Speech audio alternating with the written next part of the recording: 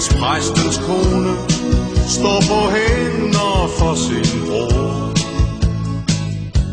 og kløvermarken står i flor. Storken er en dejlig flyver, koen har et dejligt yver.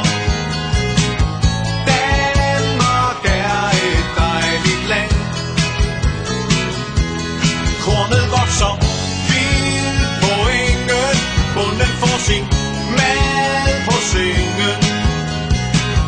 Dansken er en dejlig mand.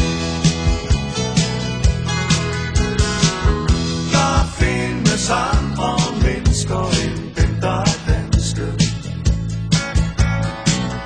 De bor i huler og slås hele dagen. Det har